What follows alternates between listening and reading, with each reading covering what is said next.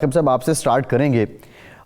یہ جو اب تک ہو رہا ہے اس کی منظر کشی تو میں نے کسی حد تک کی ہے، لیکن بنیادی نکتہ یہی ہے، آپ کی سمجھ میں کیا آ رہا ہے؟ کیا یہ مذاکرات جاری رہیں گے؟ شکریہ. دیکھیے، آپ نے اگر یہ سوال اس طرح سے کیا ہے تو اس کا جواب تو بہت آسان ہے. آپ نے اپنے انٹرو میں بتا دیا.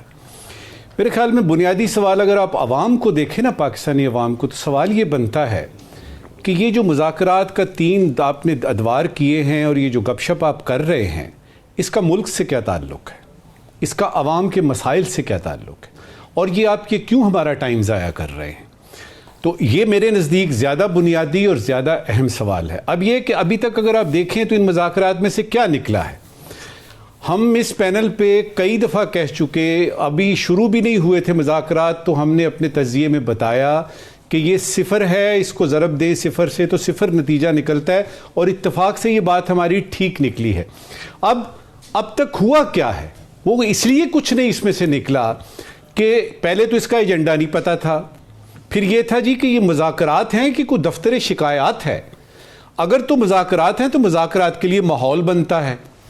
پہلے تو وہ کنجینیل انوائرمنٹ کریٹ کیے جاتے ہیں. دنیا میں کہیں بھی مذاکرات کوئی ہوتے ہیں، اس میں یہ ہوتا ہے کہ آپ ایک ماحول بناتے ہیں کہ آئیے مل بیٹھ کے تو مسائل کا حل کرتے ہیں، اور یہ ایجنڈا ہے.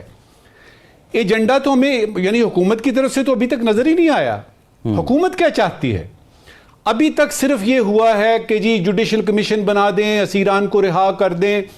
اصل میں وہ کیا کہہ رہے ہیں کہ سب سے پہلے یہ کریں کہ ہمیں ہمارا مینڈیٹ واپس کریں.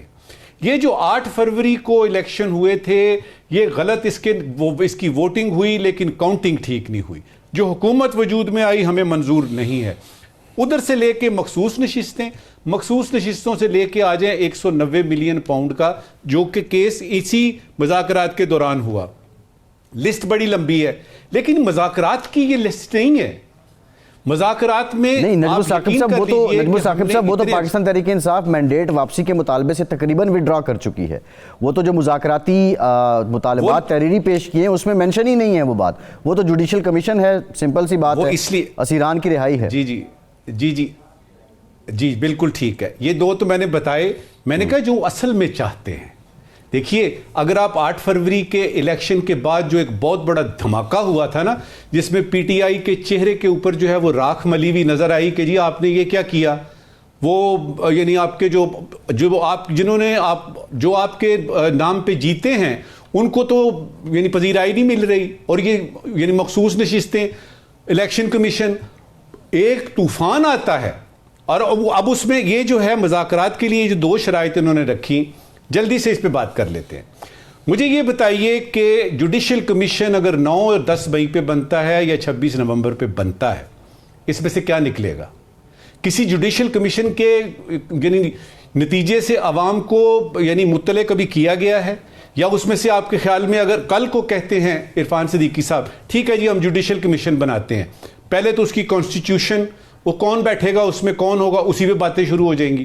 پھر جوڈیشل کمیشن کا فرض کریں فیصلہ آتا ہے تو کیا یہ ضروری ہے کہ وہ خان کے حق میں آئے گا، پی ٹی آئی کے حق میں آئے گا؟ لہٰذا ان کو پتہ ہے. اور آ جائیں اسیران کی. مجھے یہ بتا دیجئے کہ موجودہ حکومت اپنے دل پہ ہاتھ رکھتے ہیں اور ایک سوال کرتے ہیں، کیا موجودہ حکومت کے پاس یہ اختیار حاصل ہے کہ وہ خان کو رہا کرا دے اور ڈاکٹر یاسمین کو ہی رہا کرا سکتے ہیں؟ نہیں کرا سکتے. اب یہ ہے یعنی میری آخری اس وقت کی بات. دیکھیے پی ٹی آئی کو پتہ لگ گیا، ان کو پہلے ہی پتا تھا اس کا نتیجہ ٹائیں فش ہے.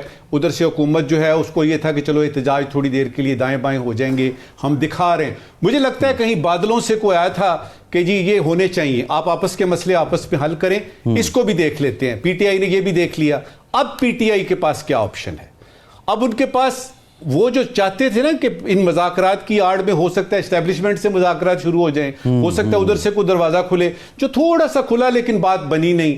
اب ان کے پاس اچھا یہی میرا نجم ثاقب صاحب یہی نکتہ ہے، اور یاد کر رہے ہیں کہ اس کے اصول کے تحت جو آپ شاید پوائنٹ یہ اسٹیبلش کر رہے ہیں کہ اس اصول کے تحت جو ہے اس کو چیلنج کیا جا سکتا ہے. نجم ثاقب صاحب، بنیادی سوال یہ ہے کہ 26ویں آئینی ترمیم سے پہلے جو سپریم کورٹ کا حال تھا وہ خواہ چیف جسٹس قاضی فائز عیسیٰ کا دور ہو یا عمر عطا بندیال صاحب کا دور ہو یا اس سے پہلے کا بھی ذکر کر لیں، تو اس وقت بھی کوئی حالات اتنے سازگار نہیں تھے یا اتنے آئیڈیل نہیں تھے کہ 100% جو ہے وہ رول آف لا کے لیے کوششیں ہو رہی ہیں. اس وقت بھی خط لکھے جاتے تھے، اس وقت بھی بینچ ٹوٹتے تھے. اب یہ ایک ریسنٹ ایپیسوڈ ہے، اس میں بینچ ٹوٹے ہیں، پھر مختلف ریزرویشن ہیں. سوال یہ ہے کہ 26ویں آئینی ترمیم ان مسائل کو حل کیوں نہ کر سکی؟ اس لیے کہ اس کی بنیادیں جو ہیں وہ نیک نیتی پہ نہیں ہیں. میں اس کی مثال دوں گا. آپ نے کہا نا کہ اس سے پہلے بھی جو سپریم کورٹ کا تھا حساب کتاب، آپ نے کئی معزز جج حضرات کے نام لیے. دیکھیے اگر ایک گاڑی ہے اس کے اندر کوئی چھوٹی موٹی آواز آ رہی ہے، وہ ٹھیک طرح سے چل نہیں رہی، تو کیا اس کا مطلب ہے کہ اس کا سٹیئرنگ ہی اتار لیا جائے اس لیے کہ اس گاڑی میں چھوٹے موٹے مسائل ہیں؟ تو اس میں 26ویں ترمیم نے یہ کیا ہے کہ سپریم کورٹ کی گاڑی سے سٹیئرنگ نکال لیا ہے اور وہ سٹیئرنگ جو ہے وہ اپنے ہاتھ میں لے لیا ہے. اب مجھے ذرا بتا دیجئے گا کہ کیا ایسی کوئی گاڑی بنی ہے اس دنیا میں جس کا سٹیئرنگ تو راؤ صاحب کے پاس ہو، بیٹھے اس میں ثاقب وہ ہوں، اور میں جو ہے وہ یعنی پیچھے والی سیٹ پہ بیٹھا ہوں یعنی آپ کے ساتھ لگا کے چلے گی گاڑی؟ سیدھی سی بات ہے کہ اگر کوئی چیز خراب ہے، کسی سسٹم میں کوئی خرابی ہے، تو خرابی کو آپ ٹھیک کریں.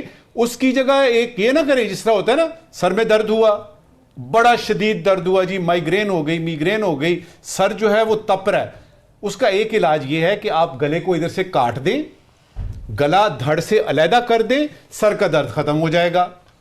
بابا سر کا درد تو ختم ہو جائے گا، لیکن یہ جو آپ نے گلا کاٹ دیا ہے اس کا کیا ہوگا؟ لہٰذا واپس آتے ہیں، آپ نے بڑا اچھا سوال کیا ہے کہ اگر کوئی چھوٹی موٹی بیچ میں پرابلم تھی، مسئلہ کہاں پہ ہے دیکھنے کی کوشش کرتے ہیں کوئکلی کہ مسئلہ کہاں سے شروع ہوا اور کدھر ہے. دیکھیے 175A والی جو ہے نا ترامیم، اصلی مسئلہ وہاں پہ ہے، ججز کی تعیناتی، اور اسی میں ہی سارا ہے. اور آپ دیکھ لیجئے گا کہ یہ جو ہونے لگا ہے نا، پیر کو جو ہونے لگا ہے، میری تو دعا ہے کہ کچھ ایسا ہو کہ اس میں کوئی ایسی قانونی چیز نکل آئے کہ کسی ترمیم کو جو کہ پاکستانی سسٹم میں، پارلیمانی نظام میں اگر کوئی چیز پارلیمنٹ کرتی ہے اور وہ غیر آئینی ثابت ہوتی ہے، جس طرح کہ یہ پوائنٹ ہے کہ آپ عدلیہ کے معاملات میں اس طرح سے دخل در اندازی نہیں کر سکتے، اگر یہ طے ہو جاتا ہے اور وہی ججز کرتے ہیں جو کہ حکومت نے کسی جوڈیشل کمیشن یا کمیشن کے ذریعے لگائے ہوئے ہیں، میرے خیال میں اس دن بہار کا دن ہوگا. لگ نہیں رہا. وہ کیوں نہیں لگ رہا؟ کوئکلی آپ کو بتاتا ہوں. یہ بلاول صاحب کا بیان ہے کل کا، اور میں آپ کے بھی یعنی ذہن کو چاہتا ہوں سوچیں کہ یہ انہوں نے کیا سوال کیا کیا ہے. وہ کہتے ہیں 26ویں ترمیم صرف پارلیمنٹ ختم کر سکتی ہے، ٹھیک ہے، نہ ہم مانیں گے نہ کوئی اور. میں صبح سے لگا ہوا ہوں یہ دیکھنے میں کہ یہ اور کون ہے. بھئی ہم مانے گا کا مطلب تو ہو گیا کہ ہم نہیں مانیں گے، پارلیمنٹ نہیں مانے گی، پیپلز پارٹی نہیں مانے گی، نون نہیں مانے گی، اتحادی نہیں مانیں گے. یہ اور کون ہے؟ یہ اور کون ہے جو نہیں مانیں گے، اور ان کو کیسے پتا ہے کہ وہ نہیں مانیں گے؟ لہذا میری اگر میرا یعنی آپ آخری جو ایک فکرہ ہوتا ہے میرا تجزیے کا، کہ اس میں ممکنات میں شاید یہ نہیں ہے کہ اس ترمیم کو عدلیہ میں خارج کیا جا سکے. ہاں چھوٹی موٹی کوئی چیز ایسی ہو سکتی ہے، لیکن اوورآل 26ویں ترمیم جو ہے یہ آئی ہے رہنے کے لیے. نجم ثاقب صاحب، بڑی خوشائند بات تھی کہ پچھلے دنوں خبر آئی کہ اگلے 10 سال میں $20 ارب ورلڈ بینک ہمیں دے گا، $2 ارب ہر سال جو ہیں وہ ہمیں دیے جاتے رہیں گے. اب ریسنٹلی وہ ساتھ پہلے بھی کہتے رہے ہیں، لیکن وہ کہہ رہے ہیں کہ تھوڑے کام شام اپنے سیدھے کر لیں، بالخصوص انرجی سیکٹر پہ ان کے بڑی زیادہ یہ ڈیمانڈز ہیں. تو یہ جو ڈو مور ہے، آپ کیا سمجھتے ہیں کہ یہ پرٹیننٹ اکانومی کی حد تک ہے، اقتصادی اصلاحات کی حد تک ہے، یا پھر اس کے ذریعے جو ہم نے دیکھا کہ ایک پولیٹیکل ہڈن ایجنڈا بھی ہوتا ہے، بعض اوقات انٹرنیشنل جو اسٹیبلشمنٹ ہے اس کے ایجنڈاز بھی ہوتے ہیں. تو آپ کیا سمجھتے ہیں، یہ ڈو مور صرف اکانومی کی حد تک ہے؟ دیکھیے بڑا اچھا سوال ہے، کیونکہ ہمارے ہاں ابھی تک جو خاص طور پہ جو ٹیکنیکل لیول پہ چیزوں کو نہیں سمجھتے کہ یہ فیٹف کیا بلا ہے، یہ IMF کیا چیز ہے، کیسے چلتی ہے، اس کی ڈائنامکس کیسی ہیں، ان کے پیراڈائم شفٹ اتنی جلدی کیوں ہوتے ہیں، یہ ورلڈ بینک جو ہے یہ ڈو مور کیوں کہہ رہا ہے. اگر میں آسان زبان میں آپ کو بتاؤں تو وہ یہ ہے کہ آپ یونائٹڈ نیشنز کی سیکیورٹی کونسل سے لے کے فیٹف پہ آ جائیں، اس کے بعد آپ آ جائیں اس پہ IMF پہ اور ورلڈ بینک پہ، اس میں تقریباً 70 سے 75% جو ہے وہ ٹیکنیکل لیول ہوتا ہے. مثال کے طور پہ اگر فیٹف کی بات ہے تو منی لانڈرنگ جو ہے ان کا مسئلہ ہے، اینٹی ٹیررسٹ جو ہے یعنی ایکٹیویٹیز ہیں، یہ ٹیررسٹ ایکٹیویٹیز میں اگر کوئی ملک جو ہے اس میں فائنینسنگ ہو رہی ہے، یہ ان کا مسئلہ ہے. لیکن 75% ہے.